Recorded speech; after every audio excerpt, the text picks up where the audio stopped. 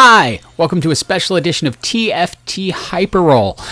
I got a call from a friend who said there is a build you need to try out because it is monstrously OP, easy to build, and perfect for ladder climbing, and I wanted to share it with you after I tested it a couple of times, and yeah, it really is everything they said it was. Now I'm going to splice together two different games that use the same build. You'll see how I get there, you'll see what I do, and that ultimately it's really easy and you just have to follow some simple steps. There are two key items, Runan's Hurricane and Hand of Justice. Your third item is a tank item of choice, but ultimately, early on, you want to pick up every Abomination character you can find. Fill in with anything else you can, maybe a Legionnaire just to buff Callista. But your early goal, get Abomination, get a Runan's Hurricane and Hand of Justice. In Game 1, I picked up an early Runan's Hurricane by getting a recursive bow off the carousel. This is the beginning of Game 2. I happen to be able to grab a tier. Notice I'm grabbing any Legionnaire character I can, well, specifically Abomination, but I'm also trying to make Legionnaire. What I'm putting on the board is just whatever I think can win in the moment. Here I just went with some forgotten champions.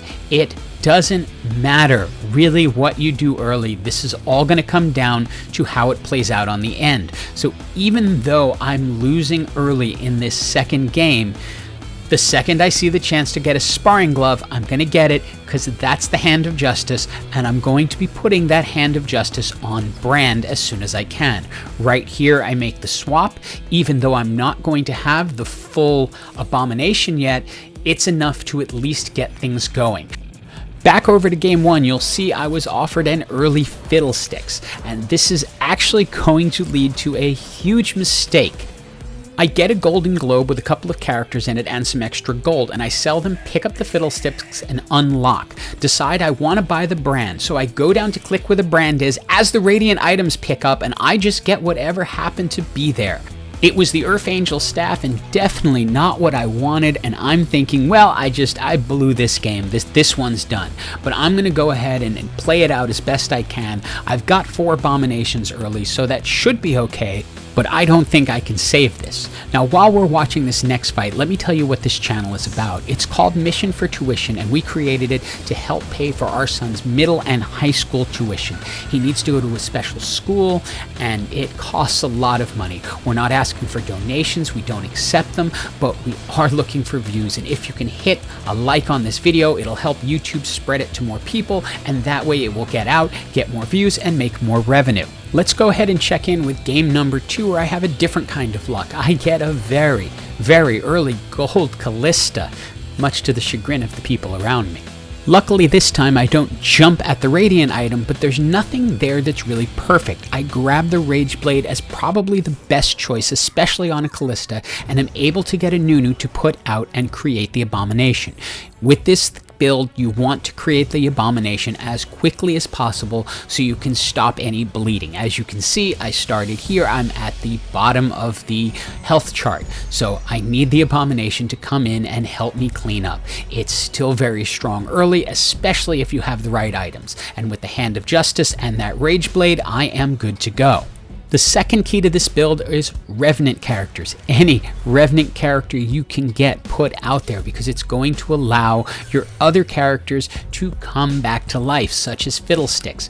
Imagine it as being like a Zhonya's Hourglass. If Fiddle is ulting and then dies, he will continue ulting while the Revenant buff is going off, although you don't always need it. I've put a Rabadon's Death Cap on Fiddle to go along with my Earth Angel staff that I didn't want, and you can see how powerful it is and how easy it makes it for Sion to come out of the grave and just clean everything up.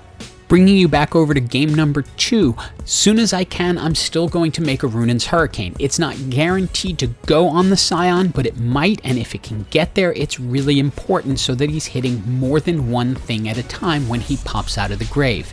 You can see that Callista is strong, but it's Sion with that Runan's Hurricane that gets to hit multiple things at a time. And in this game, even though I don't have Fiddlesticks yet, I am picking up every Revenant I can, especially Volibear, because he will trigger the Brawler buff on Nunu, and that is going to be key for later. Back over to game number 1, let's talk about the third element. Notice I have added a Draven in. It is important to get a Legionnaire so that you are triggering the Legionnaire buff on Callista and whatever Legionnaire you get. You want it to be a high level one like Draven or Kale, not necessarily Atrox unless that's all you have to go for. I'm locking here because I want to pick up Ivern. You need as many Revenants as possible. You can see here, even at 4 Abominations, how strong this Sion is as he takes the full brunt of Lucian's ult and then just punches him out. Now I'm going to swing you over to game 2 for a couple of minutes to show you how this all comes together. Remember I said there is a third item that's a flex item. You want some kind of tank item on Nunu that is going to go onto the Abomination. In this case I create a Warmogs. I also pick up the Ivern so I have the maximum number of Revenants, the maximum number of Abominations that I can have out at this time. Look how beautifully it all works together as they're able to stay up and Sion can clean house. Now your first loyalty is to Abomination, so when you can get an additional Abomination character, get it even if it means taking a different Revenant off the board. In the case here, Fiddlesticks is also a Revenant, so you're not losing a Revenant, you're just changing one out. Also, get the most powerful Legionnaire you can. Since I only had a 1-star Draven, substituting for a 1-star Kale will work. Hextech makes an excellent item for Fiddlesticks because watch what happens here. Even though he goes down, the Revenant buff allows him to come right back up and then straight into his ult where he gains a lot of his strength back. This gives Sion time to come in, clean house, and finish off the rest of their team, something you wouldn't have otherwise been able to do without those buffs working together. Flipping you back over to game 1, remember how I said the first thing you are looking for is your Abominations, your second is your Revenant. Here I get a Revenant and I'm willing to take out the additional Brawler buff for the Revenant. Once again, keep your eye on Fiddlesticks in this fight. He dies in the middle of his ult, but that doesn't matter because his ult keeps going even while he's down, while the Revenant buff is activating, and that allows Sion to come in and win the fight. Now we're into the top 4 on game number 1, but our mission is not complete. We have a globe of happiness here, and we get some gold and then 2 swords so we can make a death blade on Draven.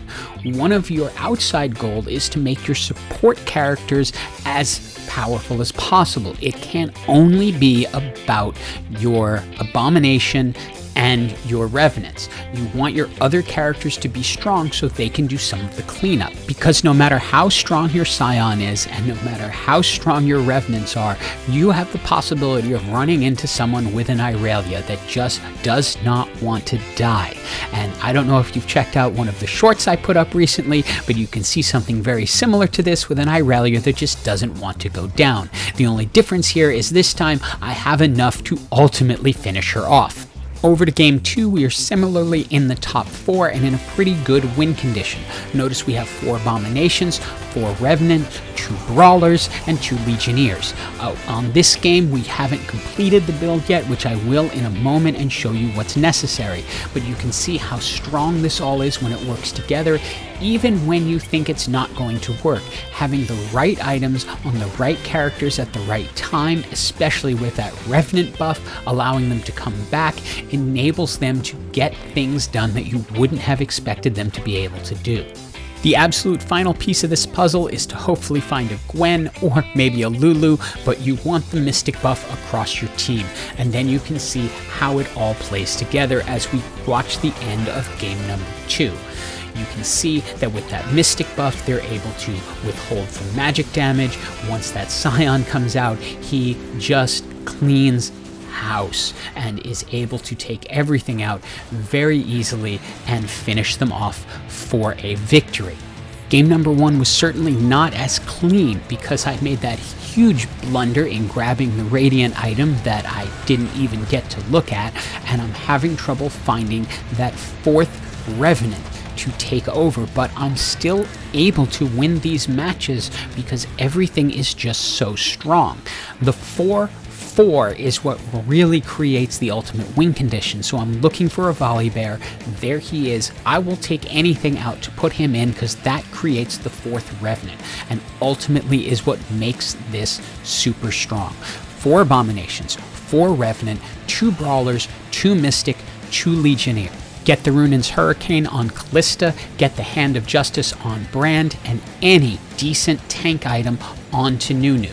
Then you can put a lot of AP items onto Fiddlesticks, move him off to the side so that he's not near the grave, so it's not grabbing his items, and then itemize your support characters as best as possible. If you have a Draven, give him lots of AD items. If you get an early Volibear, give him lots of tank items. You want those characters to be strong because they are the ones who are going to help everything else carry you forward.